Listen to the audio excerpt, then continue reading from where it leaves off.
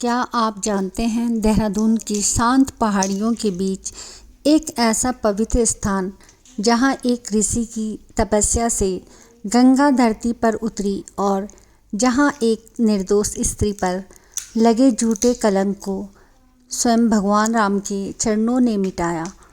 आज हम आपको लेकर चल रहे हैं चंद्रमणि मंदिर की उस दिव्य कथा में जिसे सुनकर हर भक्त के मन में श्रद्धा अपने आप जाग उठती है।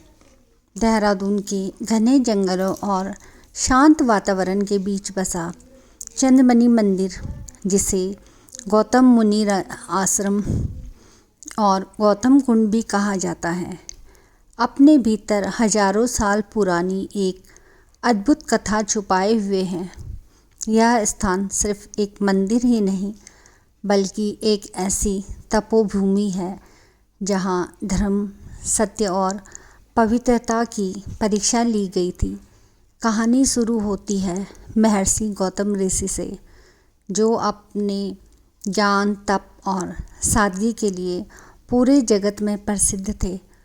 उनकी पत्नी अहिल्या अपनी सुंदरता और पतिव्रता के लिए जानी जाती थी और उनकी पुत्री अंजनी, जिनके बारे में कहा जाता है कि आगे चलकर वे भगवान हनुमान की माता बनी। गौतम ऋषि अपने आश्रम में शांत जीवन जी रहे थे, लेकिन इंद्र ने अहिल्या की सुंदरता और उनकी पवित्रता की चर्चा सुनी। इंद्र का मन डोल गया और उसने एक बड़ा छल करने की योजना बनाई। सुबह का समय था। अहिल्या रोज की तरह ध्यान और पूजा में मग्न थी।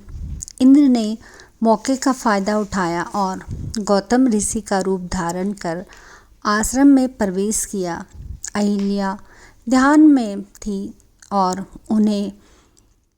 उन्होंने यह समझा कि उनके पति आए हैं। इसी बीच असली गौतम ऋषि आश्रम में वापस लौटे। उन्होंने इंद्र को अपना रूप लिए हुए देखा। क्षण भर में सब समझ गए, कोई बड़ा छल हुआ है। गौतम ऋषि का तेज क्रोध में बदल गया स्वरूप। उन्होंने इंद्र को कड़े शब्दों में शाप दिया और फिर अहिल्या की ओर देखा। यद्यपि अहिल्या निर्दोष थी, फिर भी उन्हें श्राप मिला, अहिल्या तुम पाषाण बन जाओगी और तब ऐसे ही रहोगी जब तक स्वयं भगवान श्री राम तुम्हें अपने चरणों से मुक्त नहीं करेंगे। अहिल्या उसी क्षण पत्थर बन गई। उनके भीतर का दुख, पीड़ा और मासूमियत सब इस पत्थर में समा गई।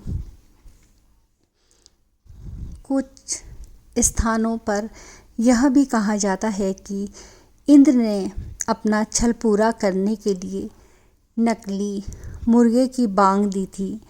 अहिल्या को लगा कि सुबह हो गई और वे स्नान के लिए बाहर आई, लेकिन वह भाग लोक कथाओं में मिलता है। मुख्य और पौराणिक कथा वही है जिसमें इंद्र का छल और गौतम ऋषि का शाप शामिल है। आज ऋषि गौतम को भीतर से पश्चाताप होने लगा।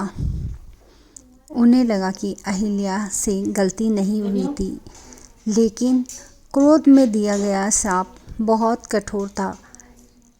इस पश्चाताप ने उन्हें और भी गहरी तपस्या करने पर मजबूर कर दिया। इसी जगह, ठीक वही जहाँ आज गौतम कुंड है, गौतम ऋषि ने कठोर तप किया, इतनी कठोर कि देवताओं का लोक भी हिल उठा। उन्होंने गंगा से प्रार्थना की, हे देवी गंगा, पृथ्वी पर उतरकर इस तपोभूमि को पवित्र बनाइए। उनकी तपस्या से प्रसन्न होकर गंगा धरती पर अवतरित हुई और इस स्थान पर गौतम कुंड की उत्पत्ति हुई। आज भी इस कुंड को अत्यंत पवित्र माना जाता है। समय बीतता गया, अहिल्या पत्थर रूप में संसार की हर पीड़ा को सहती रही, लेकिन अंदर से वे राम भक्त थी। उनकी प्रतीक्षा सिर्फ एक ही क्षण के लिए थी, जब श्री राम उनके उद्धार के लिए आएंगे। और वह दिन आ ही गया। भगवान श्री राम, लक्ष्मण और विश्वामित्र ऋषि वहां पहुंचे। जैसे ही श्री राम ने अहिल्या के पत्थर रूप को अपने चरणों से स्पर्श किया, उनकी आंखें खुल गई, उनका शाप समाप्त हो गया। अहिल्या पुनः अपने दिव्य स्वरूप में लौट आई। यह क्षण आज भी चंद्रवनी मंदिर की सबसे महान स्मृति। अगर आपको चंद्रवनी मंदिर की ये दिव्य और प्रेरणादायक कहानी पसंद आई हो तो इस वीडियो को लाइक ज़रूर करें। आप ऐसी ही पौराणिक स्थानों की कहानी और इतिहास से जुड़ी वीडियो को देखना चाहते हैं तो चैनल को सब्सक्राइब करें और बेल आइकन दबा दें। धन्यवाद।